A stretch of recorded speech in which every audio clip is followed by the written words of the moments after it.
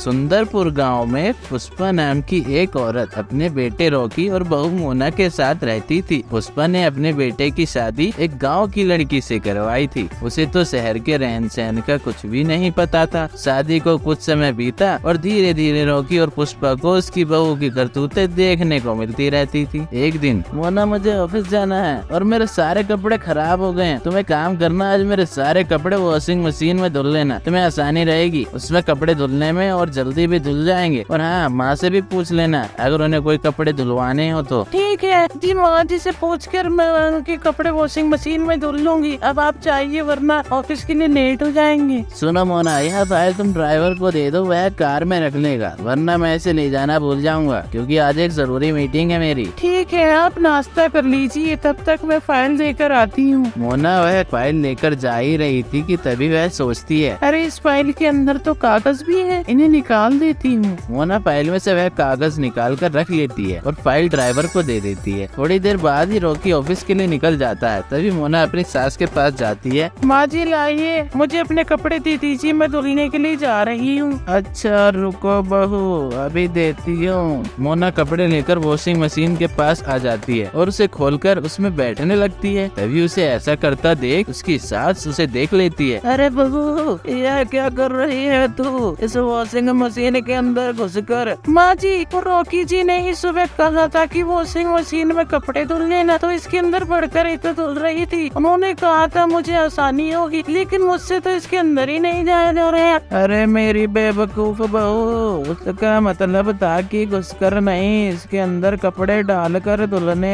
यह मशीन खुद ब खुद कपड़े धुल लेती है, पागल कहेगी बेवकूफ। अच्छा, यह खुद कपड़े धुल लेती है, ये तो जादू हो गया माँ जी। शाम होती है, रॉकी गुस्से में आता है। मोना, यह सब क्या है? मैंने कहा था ना फाइल ड्राइवर को दे देना, तुमने इसकी सारी डॉक्यूमेंट क्यों निकाले? अरे आपने ही फाइल देने के लिए ही तो बोला था, कागज देने के लिए थोड़ी ना। दोनों माँ बेटे अपनी बहू की ऐसी हरकत से बहुत परेशान हो गए थे। अगली सुबह पुष्पा जब मंदिर जाती है तो वह अपनी बहू को भी साथ में ले जाती है। तभी उन्हें रास्ते में चोर मिल जाते हैं। तारे पास जितना भी पैसा है सब हमारे वाड़े कर दो, नहीं तो जान से मार दूंगा। नहीं नहीं, हमें मत मारो, हम सारा पैसा तुम्हें दे देंगे। माँ जी, आप इनसे डर क्यों रही हैं? ऐसे चोर तो हमारे गांव में बहुत मिलते हैं, मैं अभी इन्हें सीधा करती हूँ। पुष्पा अपनी बहू को रोकती है, लेकिन मोना दोनों चोरों को पकड़कर बहुत मारती है और चोर वहाँ से जान बचाकर भाग जाते हैं। तभी पुष्पा अपनी बहू से कहती है, बहू मुझे माफ कर दो, मैंने तुम्हें गलत समझा, तुम तो बहुत ही समझदार बहू हो मेरी। उस दिन के बाद से पुष्पा अपनी बहू से बहुत खुश रहने लगती है और पुष्पा उस दिन की हुई बात अपने बेटे को बताती है। तो रॉकी भी मोना से माफी मांगता है और सभी खुशी खुशी रहने लगते हैं।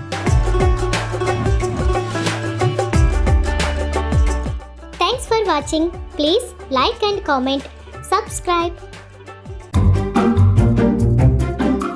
चंद्रा और सुशी दोनों बहुत अच्छे दोस्त थे। चंद्रा एक दिन अपनी दोस्त सुशी के घर आती है। घर के अंदर आते हुए अपनी दोस्त को बुलाती है।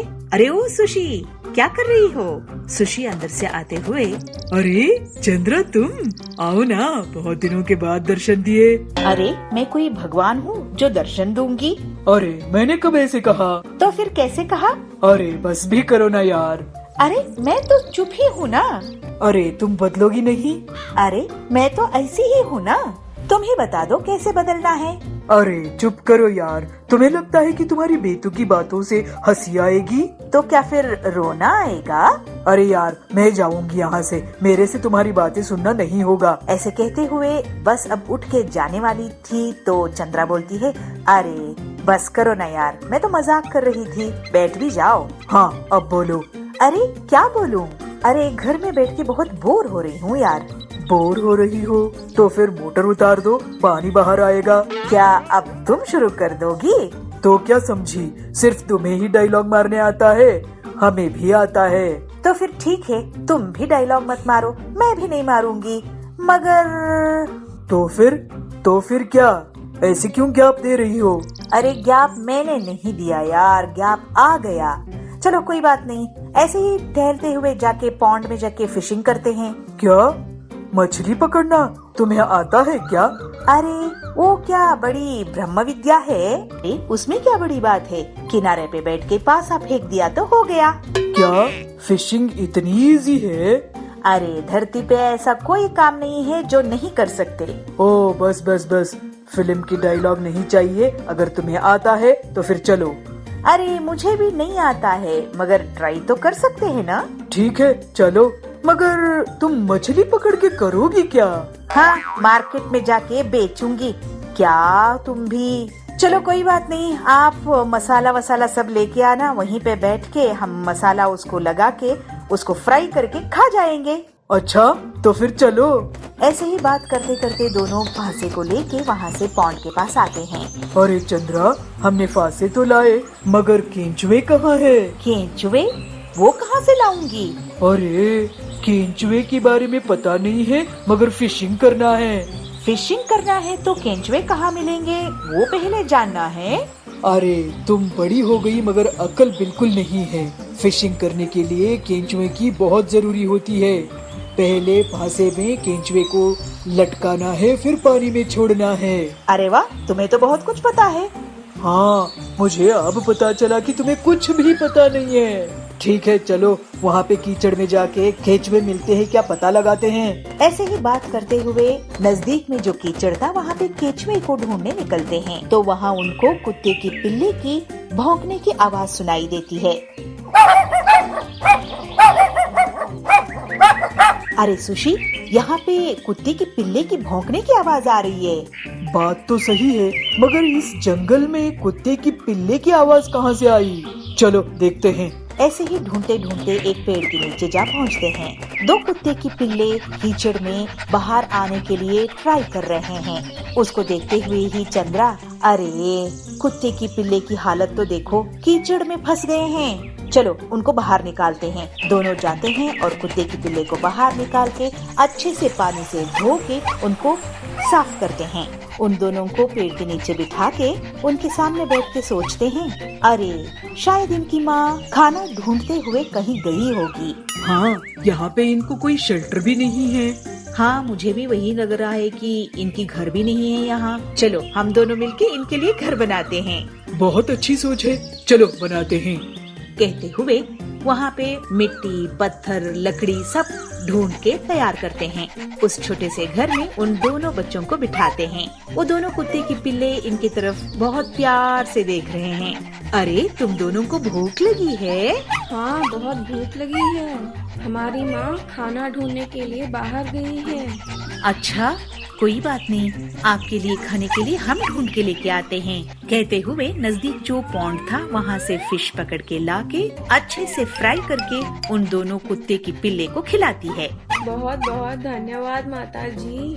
आपकी पेट भर गया ना, हमारे लिए उतना ही काफी है। अरे हम इधर आके कितनी देर हो गई, इनकी माँ तो अभी तक नहीं आई। मैं भी वही सोच रही हूँ, अब तक क्यों नहीं आई।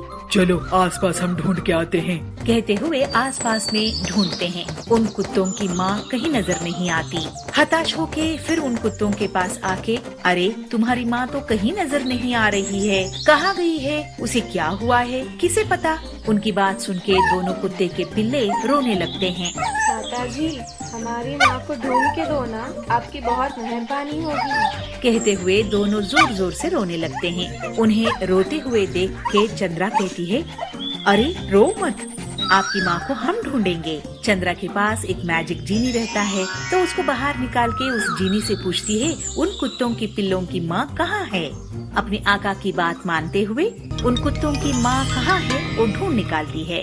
उन पिल्लों की माँ को दो बच्चे रुला रहे हैं। उसकी पूंछ को खींचते हुए, उसको पत्थर से मारते हुए उसको तकलीफ पहुँचा रहे हैं। उसको देखते हुए चंद्रा कहती है, अरे इन पिल्लों की माँ को कोई रुला रहा है, तकलीफ दे रहा है, उसको तो मार ही देंगे। चलो चलो पहले उसको बचाते हैं। कहते हुए उन पिल्लों की माँ के पास आके उन दोनों बच्चों को डांट डपट के, अरे पागल बच्चों, थोड़ी सी भी अकल है, बेजुबान जानवर को मारने की आपके दिल में ख्याल कैसे आई? जरा भी आपको डर नहीं है? अब के बार इस कुत्ते के बारे में आपने ये सोचा तो हाथ तोड़ दूंगी। चलो भागो यहाँ से। कहते हुए उन दोनों बच्चों को वहाँ से भगा के उस कुत्ते को ले आके उनके पिल्लों के पास छोड़ देते हैं। ये लो, तुम्हारी माँ आ गई। माँ को देखते ही दोनों पिल्लों ने दौड़ के आके अपनी माँ को गले लगा के खेलते रोते हंस रहे हैं। उस दृश्य को देखते हुए चंद्रा और सुशी की आंखों में भी पानी भर आता है। चलो अब हम चलते हैं, कहते हुए पीछे मुड़ के देखते आगे चल पड़े। तभी चंद्रा को लगता है कि अपने दुपट्टा कोई खींच रहा है। पीछे मुड़ के देखती है तो उसको आश्चर्य होता है। दोनों कुत्ते के पिल्ले चंद्रा की दुपट्टा को खींच रहे हैं। तब प्यार से चंद्रा उनके पास जाके, अरे तुम्हारी माँ तो आ गई है ना, अब डरने की कोई बात नहीं है, कहते हुए वहाँ से निकल पड़ती है। बहुत दूर तक कुत्तों की पिल्लों ने चंद्रा को ही देख रहे थे। सुशी भी चंद्रा को देख रही थी। अरे ऐसे क्यों देख रही हो? अरे चंद्रा, मैं तो तुम्हें बातूनी चुलबुली ही समझती थी, मगर तुम्हारी दिल में भी इतनी दया कृपा है, ये मुझे अभी पता चला। मेरी दोस्त है, इसके लिए मुझे बहुत गर्व होता है। कहते हुए दोनों हंसते खेलते घर पहुँचते।